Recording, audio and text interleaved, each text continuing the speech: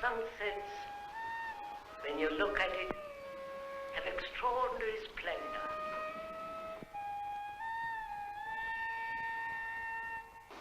There is great beauty in a tree. And a sheet of water has immense meaning. And a bird that's flying across the sky of an evening tells you a great deal if you know how to look. Which is not romanticism, which is not sentimentalism, but the capacity to look,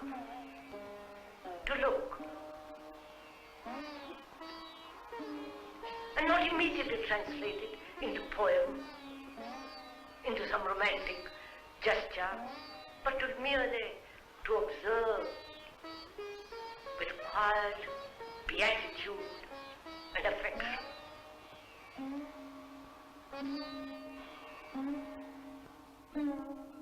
That is to observe. You can't do anything about the sunset. It's there. You can't change it. You can't cover it up. You can't run away from it. It is there.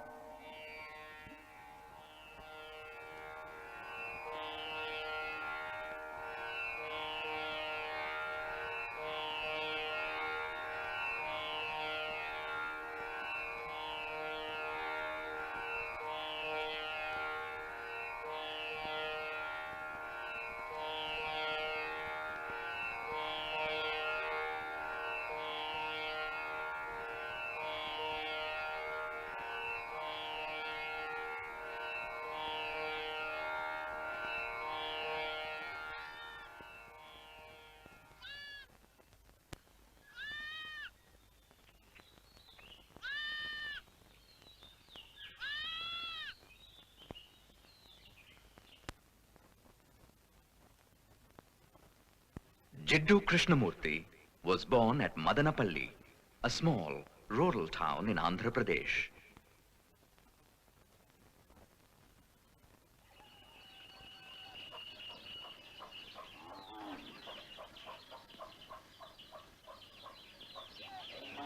The eighth son, he came into the world at his mother's insistence in the puja room of a tiny rented house.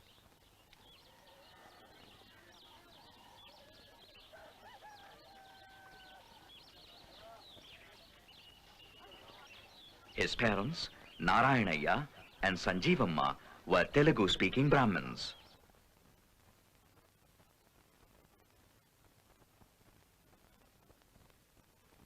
Krishnamurti was an indifferent student, often beaten by his teachers.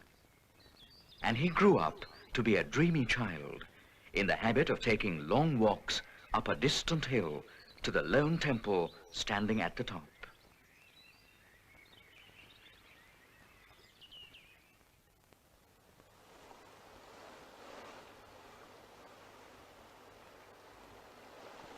In 1875, Madame Blavatsky founded the Theosophical Society. Based on occult doctrines, the society soon attracted a large and international following.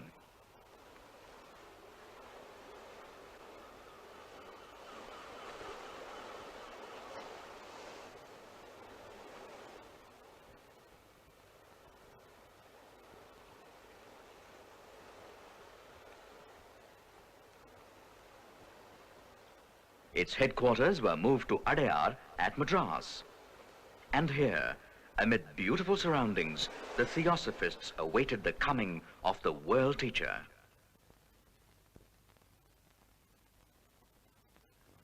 Narayanaya was a Theosophist, and in 1909, after the death of Sanjeevamma, he moved to Adyar with his children. One day, when the boy Krishnamurti was playing on the beach at Adyar, he was noticed by Leadbeater, a prominent Theosophist. Leadbeater went on to predict that the unimpressive youth would one day become the new torchbearer. Krishnamurti and his younger brother Nitya were now taken away from their father to live in the Theosophical Society. Krishnamurti to train in his future role as world teacher, Nitya to be the world teacher's helper and companion.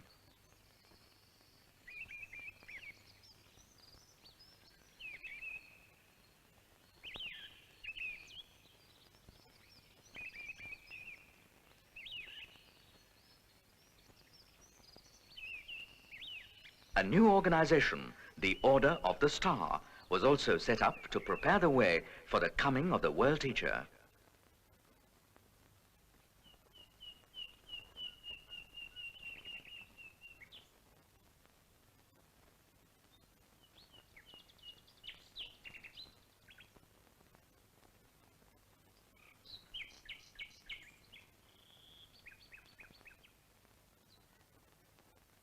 Mrs. Besant presently adopted the two boys and sent them abroad for their education.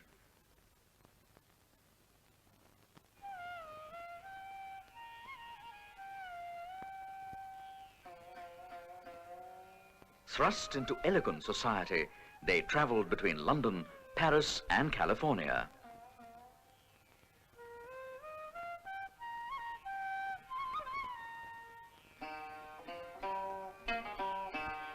In 1922, at the age of 27, Krishnamurti had an intense spiritual experience and transformations of consciousness. He said, "Love, in all its glory, has intoxicated my heart. I have drunk at the fountain of joy and eternal beauty. I am God intoxicated." But when, shortly thereafter, Nitya died of tuberculosis, despite assurances to the contrary, Krishnamurti's world was shattered. This was the turning point in Krishnamurti's life.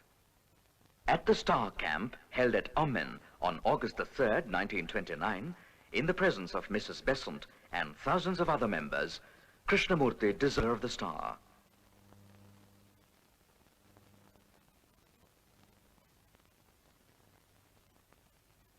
The same year, he resigned from the Theosophical Society also.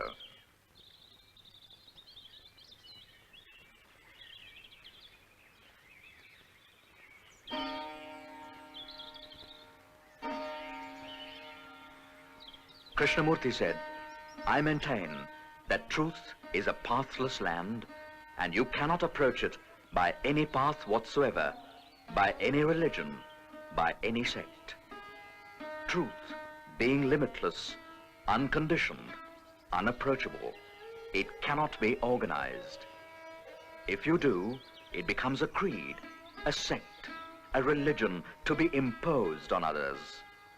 My only concern, therefore, is to set man absolutely and unconditionally free, rejoicing as the bird in the sky."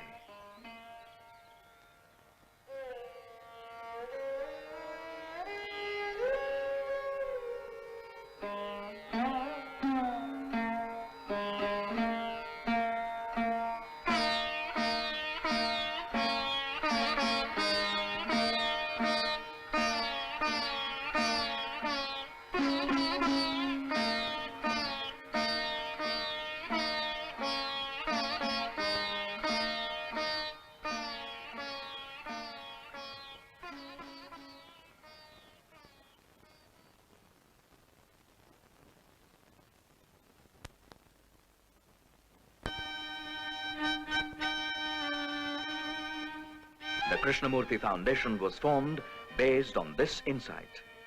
Its 4 centers in England, USA, Canada, and India propagate Krishnamurti's teachings and run educational institutions.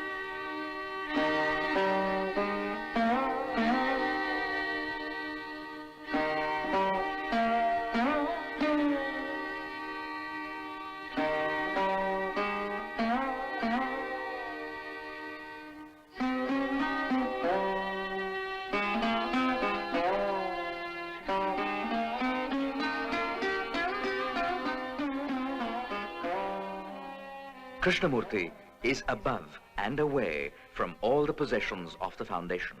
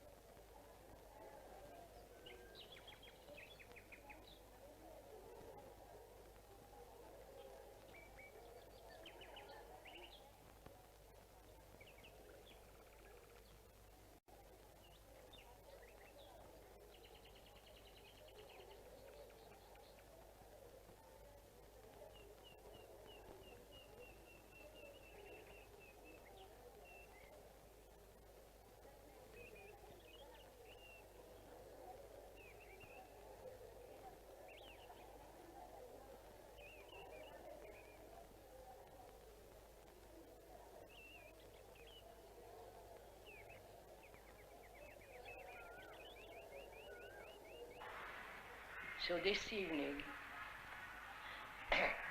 we ought to talk over together. I mean together. This is not to instruct you of anything or to inform you, but we are as two friends having a dialogue, conversation. Can we together go into certain problems this evening, which is death, what it means in life, our daily life from death. One thing is absolutely certain, which is that we're all going to die. Right? Whether you like it or not, that's an absolute, irrevocable fact. You and the speaker are going to die one day, I hope. Not a few days, but many, many years later. So we ought to talk over together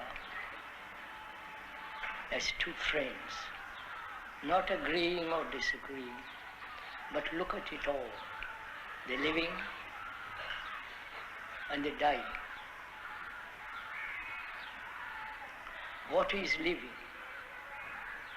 What is it that we call living? Please, this is a discussion. This is a dialogue between you and the speaker. So, work it out. What do you call living?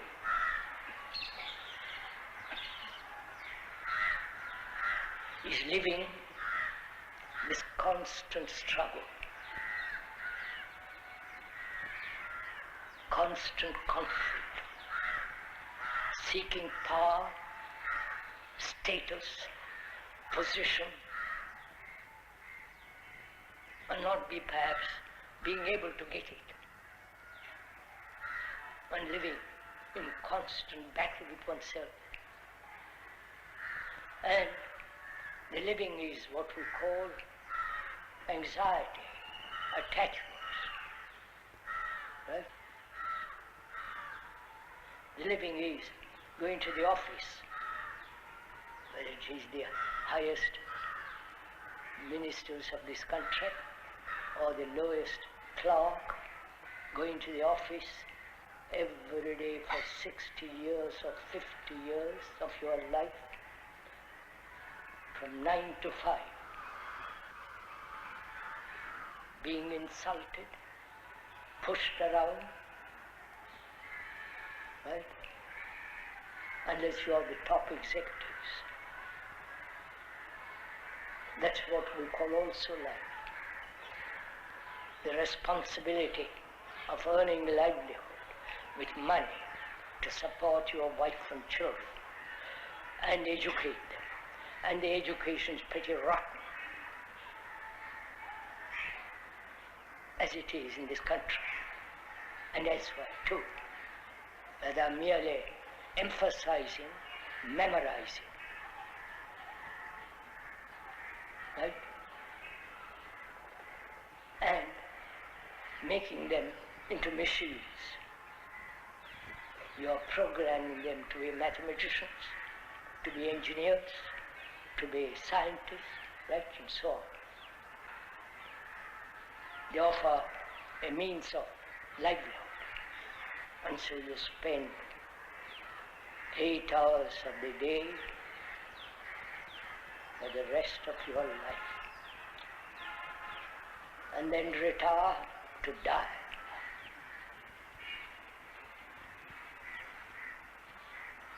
This is a fact.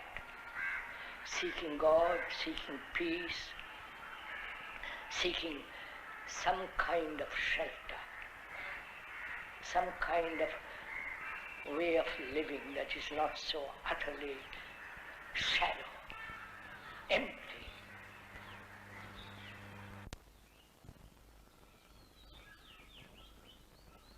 Is it possible to educate not merely the academic side of a human being, but the totality of the human, the wholeness of man.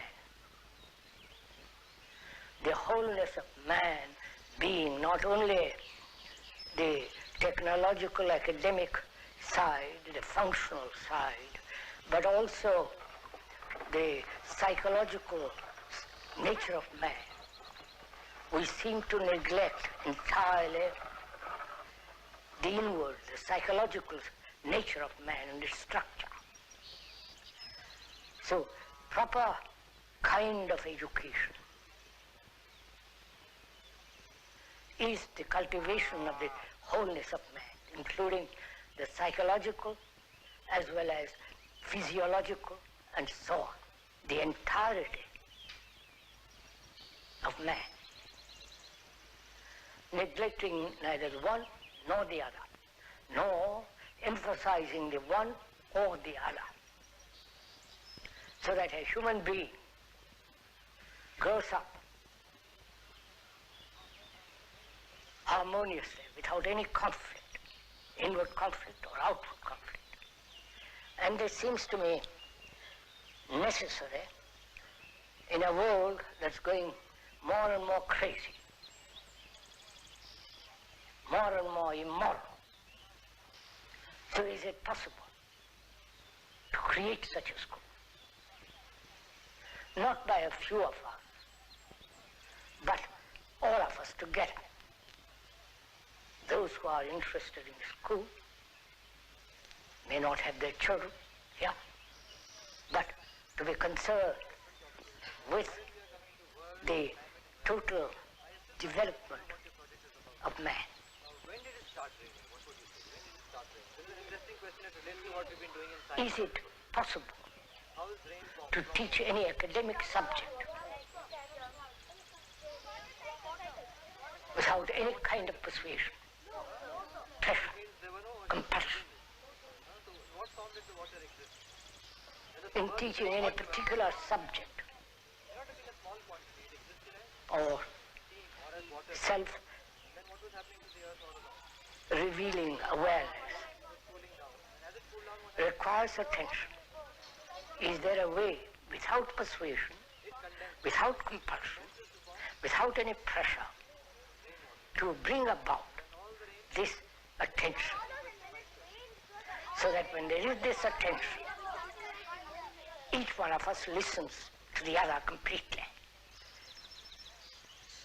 And any subject, can it be related to the wholeness of man?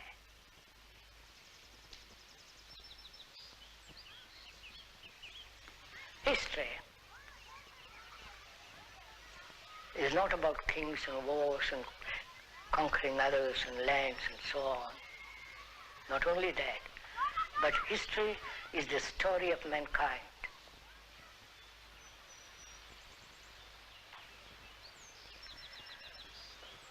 The story of mankind is the story of you who are the mankind.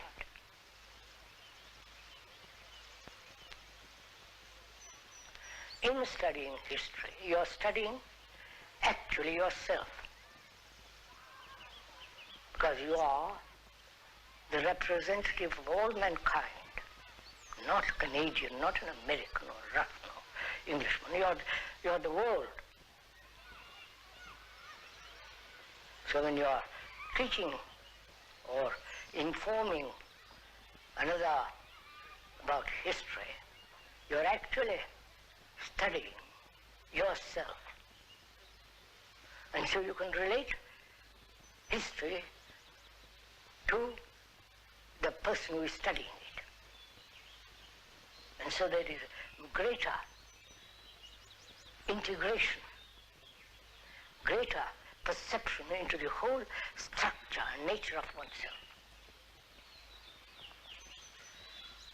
So we're asking, is it possible to do the curriculum and also cultivate the psychological investigation of oneself, so that there is actual transformation of the human mind?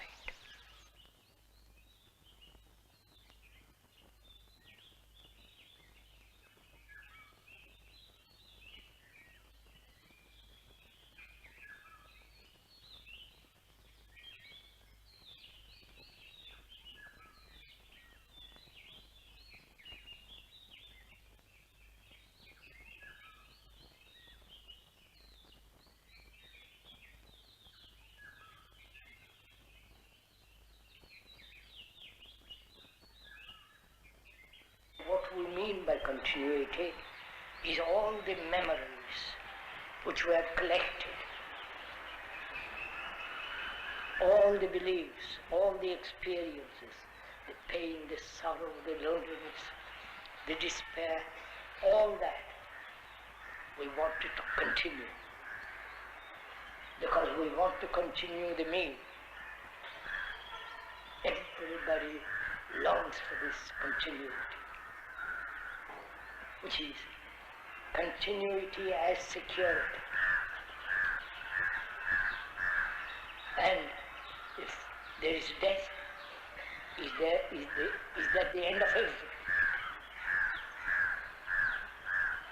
Right? Now what do we mean by ending? Let's go and talk about it a little bit. Have we ever ended something voluntarily?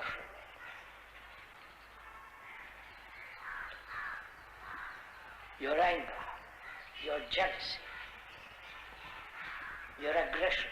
Have you ever said, I'll end it? Not tomorrow, but now, completely end it.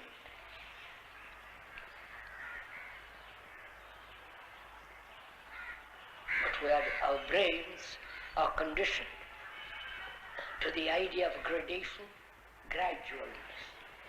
Therefore, we never end anything.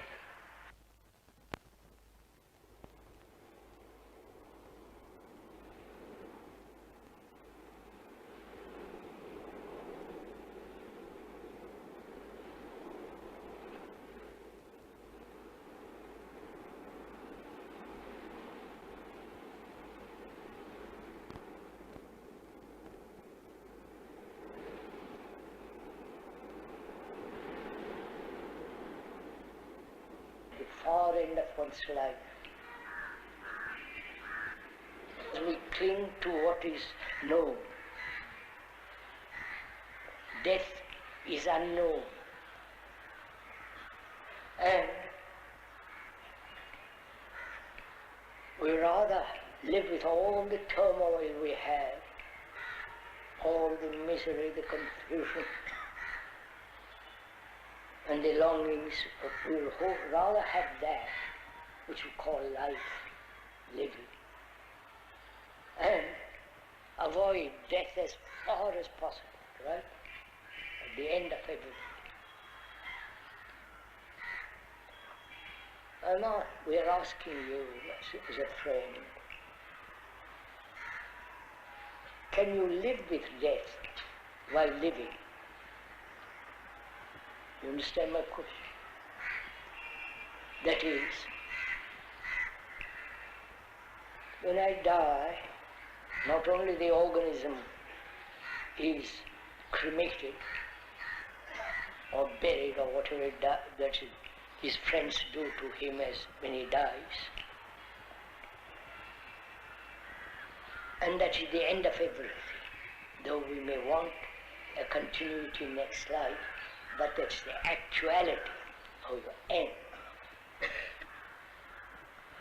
Now, death means that, to end.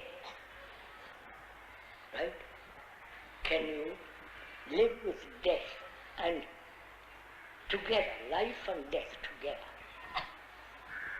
Have you ever asked that question? Krishnaji, for some years,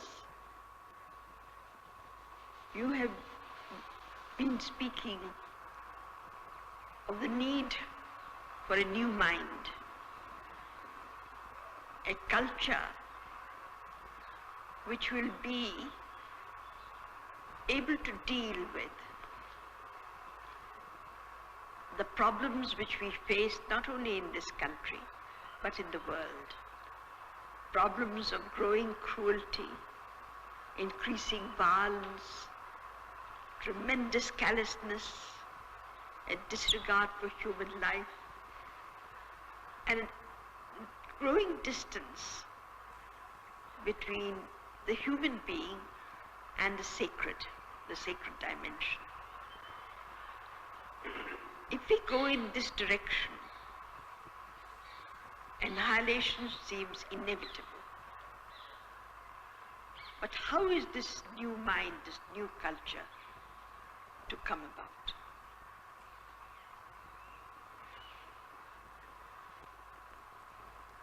I don't know what you mean by the new culture, new mind.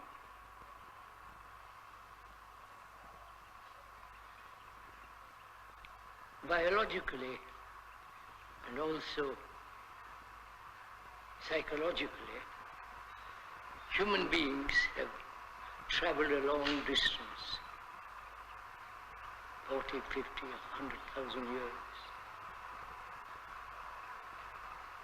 And they've always talked about, as far as I can understand, a different way of living.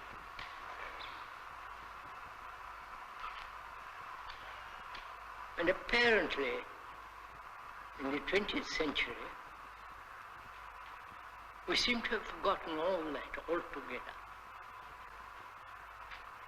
As you pointed out, we have become extraordinarily violent,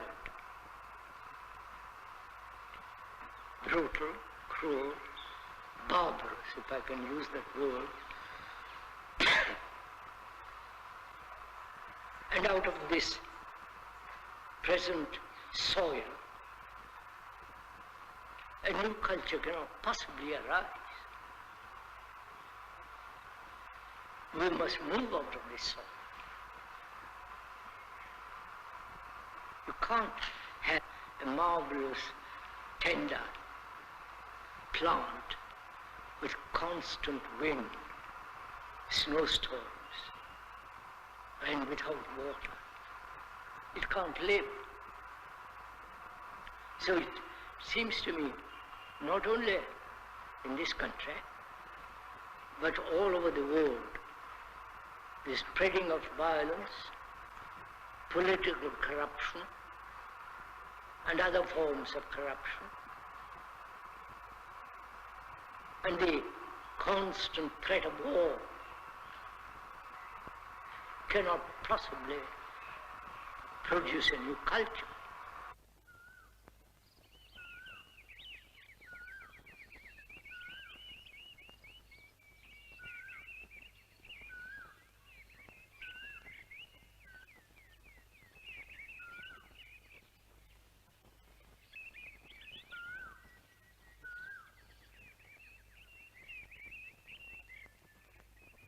I think man has to change himself, because he is not the measure of himself,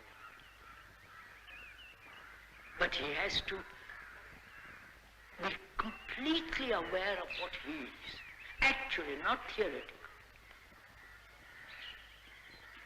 What he is this nationalistic division, religious division, sectarian division, gurus who bring about various other forms of divisions, or the past gurus. No. I think all that has to be put aside completely. And man has to be responsible utterly for himself. Irresponsibility doesn't really convey that. Man has to realize what he is first. What has been, what after all this millennia, he still bothers. I think that's the first thing he has to, not read Gita and the Upanishads and the Bible and all the fundamentalists and all that. It's just, in modern ages, all that has gone, no meaning. I think that's a fundamental. You said something just now, that man is not the measure of himself. No. It's a very challenging remark. If man is not the measure of himself, what is he the measure of?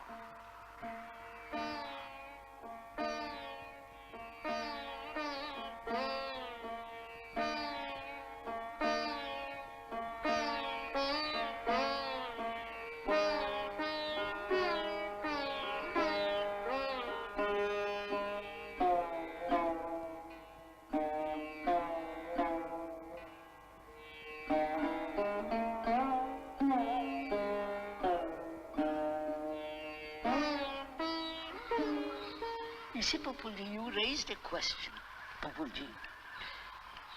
What is sacred? Right? Without finding that, without coming upon it, not you finding it, Without that coming into being, you can't have a new culture. You can't have a new human quality.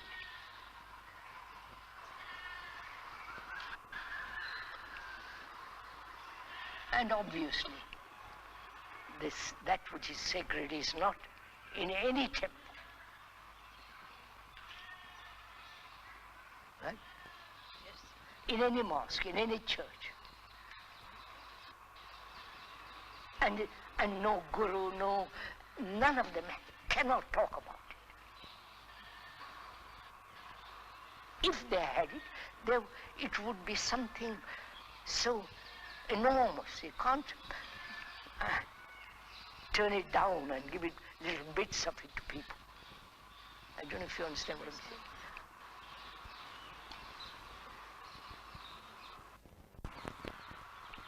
I feel that man also has a capacity for attention in which he can see the limitations and how they fit in. If he can attend, right?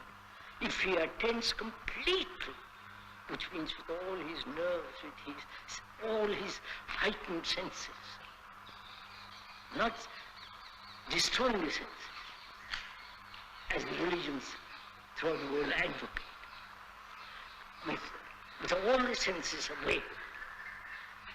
And in attention means there is no self in that attention.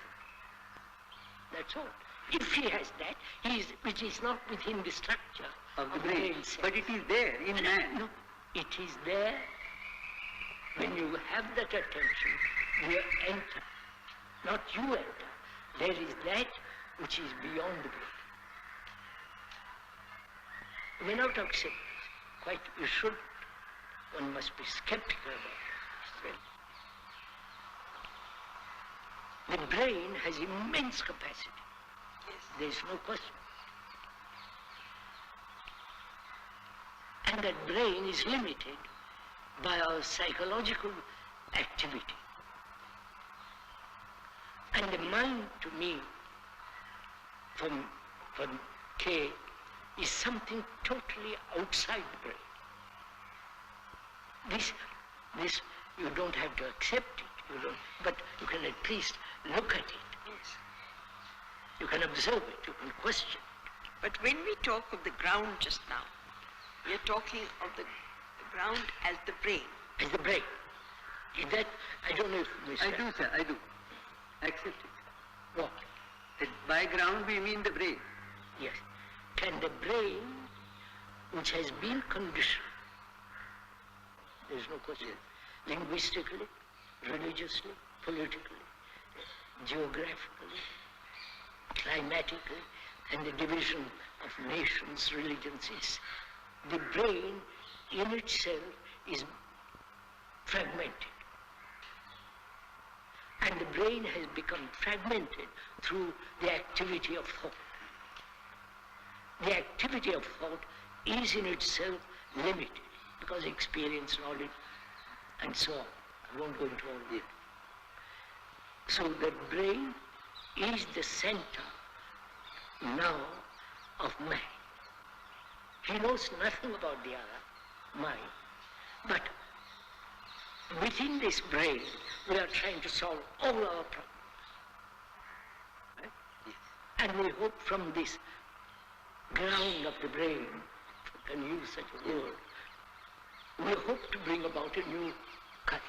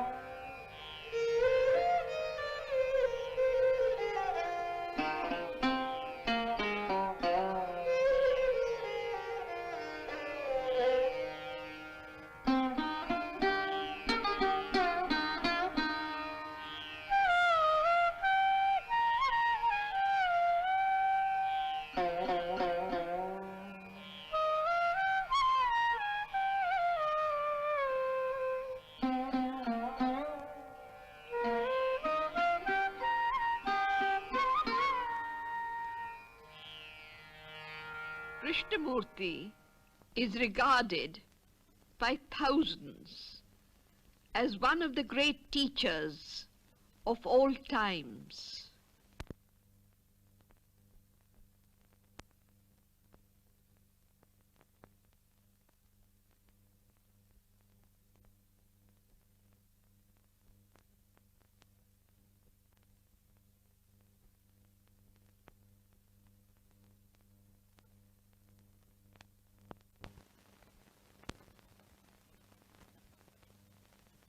"90 years of age, he continues to travel, to speak, to discuss, and to be silent with vast numbers of people who come to him seeking solace or an answer to the challenge of our times."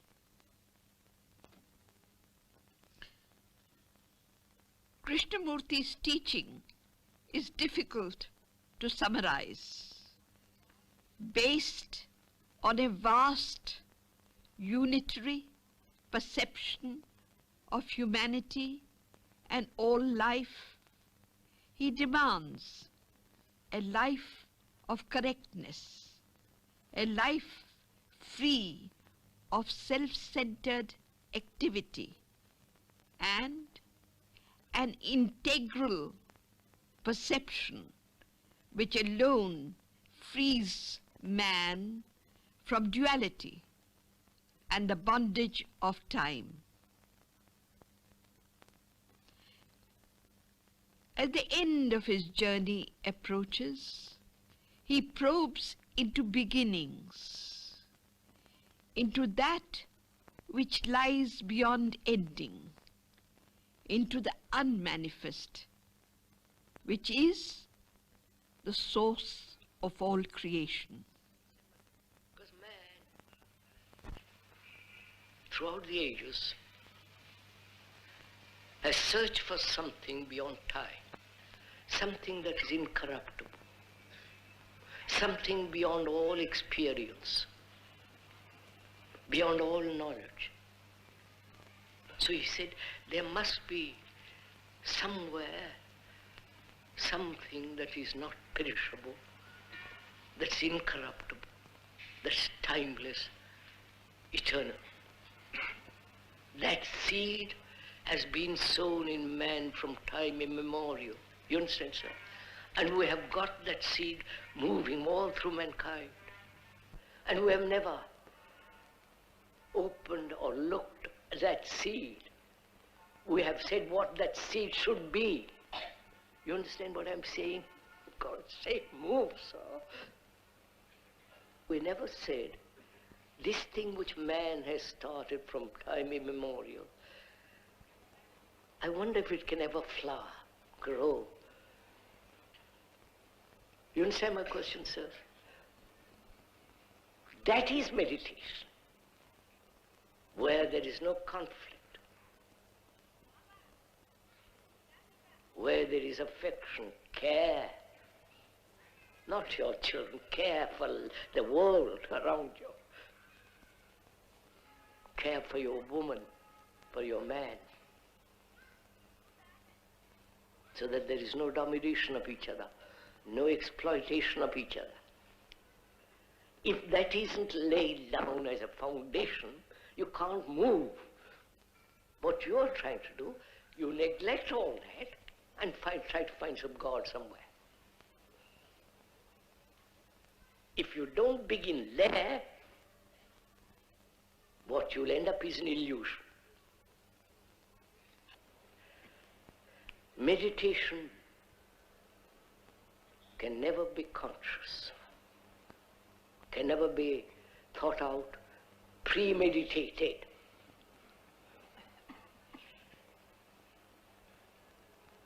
Then you will find very naturally and very easily there is a quality of stillness in the mind.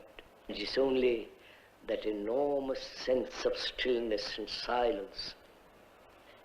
And the brain then is in a vast space. Then only truth can come into being. And that's real meditation.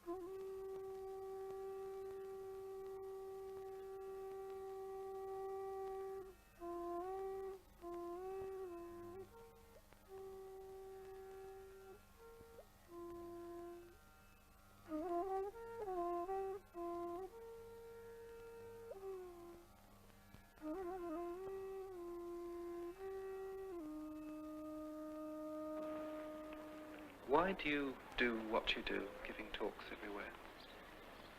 I really don't know.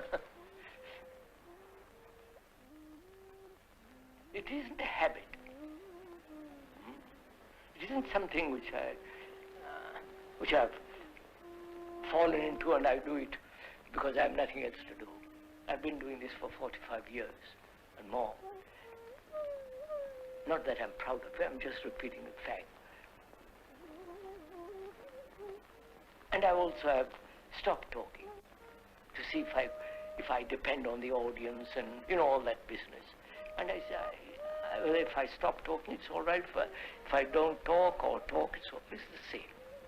And I do it probably, I don't know, out of affection.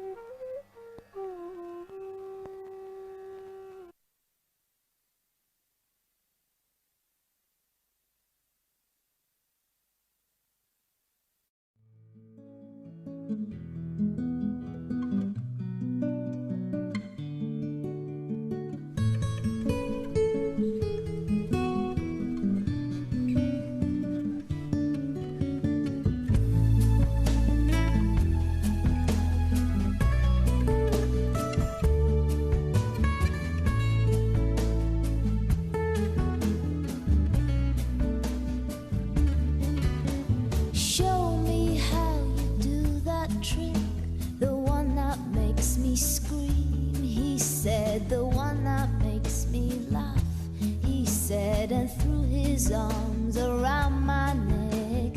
Show me how you do it, and I promise that I'll run away with you. I'll run away.